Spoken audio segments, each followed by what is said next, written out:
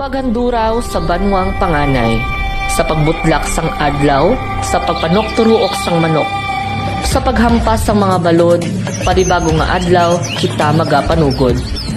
Sa paglakat ni tatay nga may dalapupot kag bugsay, presko nga isda, lukon kag pakinason, iya pagakuhaon. Iga pauli sa balay, para sa pangabuyan namon ni nanay. Pagsaludo sa mga amay, sa pagbato sa mga pagsulay, kaangay sa pagbalbag, sa mga binalbaganon, pangabuyan nga ginapabugal naton. Hampas sang tubo, tuburan sang balahigan, duog sang binalbagan aton ang ligan. Tubo nga parte sang aton ginhalinan, sungo sang ginhambal sang aton katigulangan.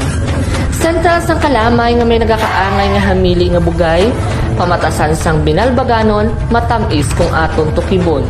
Katalagman, hindi naton mapunggan. Paglupok sang bulkan, ginakadukan sang tanan. Sapar, tanom, kagatawhan, nagakabalaka sang halip nga nadangtan. Paguluwa sang manog halin sa bulkan, pagbinulugay sang pamilya, aton nasaksihan. Manog nga simbolo sang aton banwang pangalan, manog nga simbolo sang gapabakod, kusog, kag kabulahan.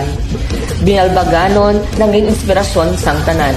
Sa likod sang aton ginaagyan, wala gid naton malipatan ang pagpangayo sang bulig sa aton Dios nga makagagaom sang tanan.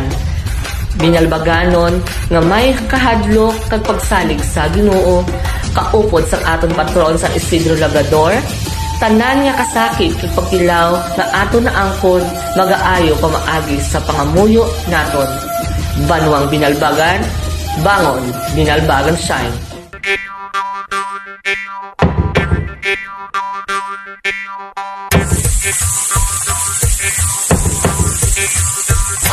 Daw ikaw kung mag-ambano, lamiong ng iyong nga may dinalaybay, duhang larawan mo sa dalang buhanon, duwata sa tanong, kakataw sa baybay, kahikag sinunduki.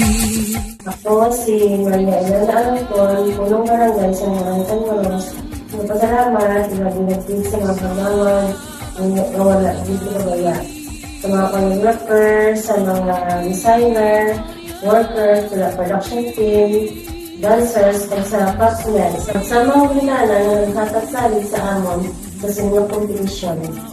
Galing Ibuhos, Barangay San Maros.